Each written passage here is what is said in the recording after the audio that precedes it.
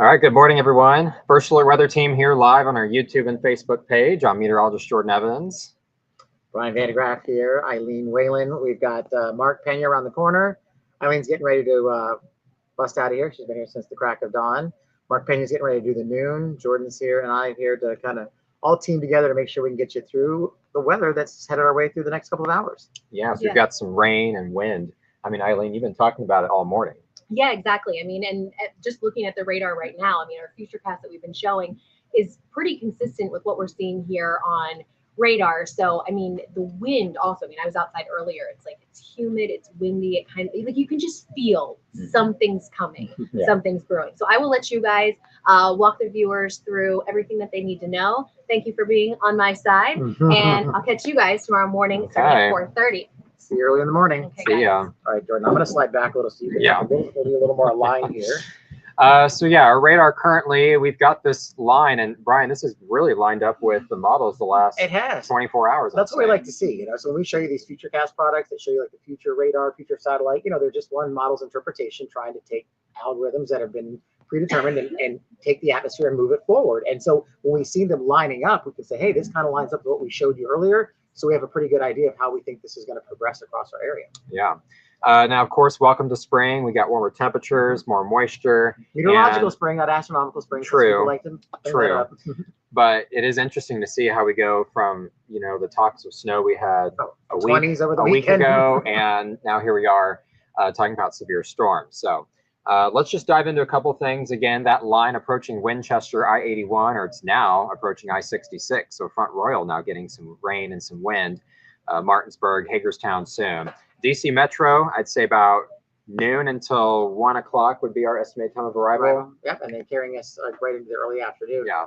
I think we should talk about what alerts we have out there too as well, right? Because the National Weather Service has already placed some alerts up for portions of the area. I'm including, what do you want to start with here? First, the Severe Thunderstorm Watch. Yeah, Severe Thunderstorm Watch. It's not for the DC Metro yet. It's possible this may get extended farther to the north if the environment continues to favor severe conditions, but confidence is highest for those winds up to 58 miles per hour or greater, at least to be south of the DC Metro right now. Including Charles, Calvert, St. Mary's County, our friends in the Northern Neck, King George, Westmoreland, over towards Spotsylvania, Stafford, city of Fredericksburg. Those are the areas right now highlighted for the potential for a severe wind gust is 58 miles per hour or greater. So for a severe wind gust, you can also get severe thunderstorm warnings if you don't have thunder and lightning based on the wind. So that's the key there. You may see that in addition to the potential, as they mentioned in the discussion, isolated tornadoes, quick spin ups, because there is some spin in the atmosphere. Yeah, and to mention, we're going to get the wind at some point. So I think on the side of caution, they decided to go with that wind advisory just for areas north of the watch, where we could still see wind gusts around 45, even 55, some spots up to 60 still can't be ruled out. So don't be surprised around lunchtime. I was talking about yesterday on the air, take lunch to work today. If you typically go out for lunch, maybe don't do that this afternoon. Or if you do, be prepared. Interestingly enough, yesterday, Jordan, my kids go to school in Fairfax County. Fairfax County sent out a note to all parents from the superintendent's office yesterday. We are aware of weather tomorrow. We're monitoring, because if you get this heavy line coming through, when it's like time to dismiss, they will actually hold the students in the building if there's thunder and lightning and wait till it's over. And I guess since this is kind of our first of the season, they're just kind of giving you a reminder. Yeah, same with snow. We had our first round of snow early January. Definitely a lot of extra caution being taken. And we want people to be safe as this comes through. So again, that wind advisory for us, severe thunderstorm watch to the south, back to the radar. So heavy rain arrives in the next 1 to 2 hours. And what we're watching for, Brian, you mentioned those embedded circulations where you see sort of those greens and reds start to get close together, sort of south of Winchester. There is some embedded rotation. So there is that non-zero chance for a tornado warning or two as well. Overall, the system's moving very fast. We don't have the summertime heat and humidity. So overall, chances are low, but it's not zero. And the key too is we saw a video from overnight from some of the storms that went through Texas and through the deep south. Straight line winds, folks. I always have to say this when I do my school visits.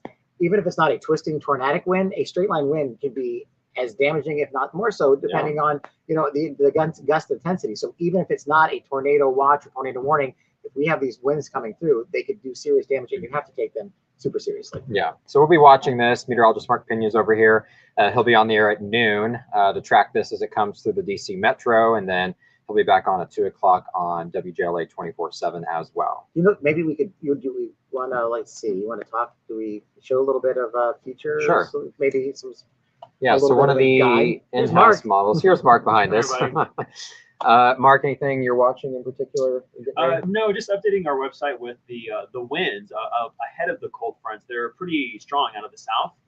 A wind advisory is now in effect for the metro for gusts anywhere from 40 to 50 miles per hour. So these are non-severe related wind gusts out of the south ahead of the system. So kind of a 1-2 punch going on today. So if you're not getting hit by the strong winds from the severe thunderstorms, you're likely getting it out of the south, separate from severe storms, just ahead of the system. All that south wind is just all the moisture getting pulled into this this system. So a lot of moving parts. Yes, and this warm wind that we have today with the south becomes northerly tomorrow. You're going to wish we had a south wind tomorrow. In the wintertime, we like the south wind. In the summertime, we like the north wind. Right, so it's a trade-off. All right, here's the future cast. We'll go over the next 30 minutes to an hour. This looks to be pretty close to what radar is showing. When you're looking at a radar picture and you look at a future product that forecast, we'll go back and show you. When it lines up, I mean, almost. So that's now, spot, right? Yeah, that's now, and then here's the model. So again, pretty close with the wind and rain going through Winchester at this time. So timing this out, it brings the line through Highway 15, 12:30 to 1 o'clock, hits I-95, 1:30 to 2. Then it's east of I-95 by 2:30, Baltimore at 3 o'clock. Then it looks like it's over the bay by 3:30, getting into the late afternoon. Right. And once that initial push comes through, you still see some lingering heavy downpours. Yeah. But I think our environment is such that we would have to worry about any flooding with this system today. Now, of course, on the backside, you see that second line. That's the actual cold front itself. Technically, it's the synoptic cold front, the big front with the colder air behind it. We'll get the wind direction change behind it as well. That's where we're going to see potentially some redevelopment, and it all depends on how much clouds we can get rid of. So you see the peaks of sunshine, Brian, there between Woodstock, Luray, Culpeper. The more sun we get between the first round, the second round, that could allow the second round to be stronger. Right, because the sun doesn't set until in the 6 o'clock hour, as we know now. So we get a little bit of a clearing out, a little bit of a lull. That second wave could be a little bit more invigorated in spots that had a little more clearing. So overall, that second round looks to favor areas west of Highway 15. A lot of it may fall apart before it reaches I-95. Right. But as they get going, and if they can develop, they're likely to become strong because of some of that extra surface heating. And so some hail can't be ruled out, still some damaging winds. Isolated tornado risk is still possible, but I do think that risk is lower with the second round than the first round. So the point is that you want to remain on guard and on, for the remainder of the afternoon and even into the evening. And so once we get through that first round that we'll have here through the midday, early afternoon, we want you to make sure that you are still remaining weather aware, even if you get some clearing into the evening, because there could be a few more into later tonight. But once it moves through later tonight, we should be good. What did you just hear dinging in there? So we've got that area of rain and wind through Front Royal, gusts up to 55. So that's getting close to severe criteria. So we may be looking at a potential warning coming out for the Front Royal area soon, just because of some of those strong winds. Right. And remember, like I said, even there's no lightning. We're not seeing lightning in this at all. But remember, severe thunderstorm warning criteria is based on damaging wind gusts. So you might see here a severe thunderstorm warning come out and not hear one crack of thunder because it's not necessary for a warning to be issued. It's a wind 58 miles per hour or stronger is one of the criteria for a severe thunderstorm warning. So radar has been able to query there about 46 to 51 coming into I-66. So Marshall heads up, some wind coming in, Middleburg. Out towards the plains, yeah. Purcellville, once it's over the Blue Ridge, then it's going to have more flat terrain to potentially intensify a little more as it approaches the DC Metro. Yeah, so I mean, like all this seems like it is lining up as anticipated, so that is some good news. We've been pushing this notion that you needed to be weather aware through the midday here into the afternoon. So continue to watch that approaching from the west, and even if it's just a light little sprinkle at your house right now, we'll be watching that carefully, noticing down to that line there up to the west, Winchester, but also looking at, hi, Susan Kiefer. I used to work there many years ago in graphics. Oh, my goodness. I wonder, do you remember me, Susan? I'm almost at 25 years. I'm getting a little bit older. 25 years. What year were you here? Jordan, the other thing is looking down to our south, too, because watching where the area where that severe thunderstorm watch is for southern Maryland, kind of seeing what's down in Virginia, because we've had some warnings down for portions of southern Virginia. So it down looks to like area. Richmond, yeah, Richmond's got a warning now coming in. Wind gusts up to 60 miles per hour. So pretty baseline at this time, but still, as this moves closer to the bay, a little more energy as it goes farther east. So it's possible northern neck, southern Maryland especially, would not be surprised if we have some warnings in the next hour or two. So, okay. So yeah, we're just watching it. Crystal asked for any bad storms. I mean, some of them could once again have these gusty winds. That's one of our biggest concerns. So we'll continue to keep a close eye on that and alert you as needed, but definitely be prepared for the gusty winds as we head through the afternoon. And once again, if a warning comes out, you will be alerted. We'll let you know. Yeah. And just stay indoors, stay weather aware, and be safe. Yeah.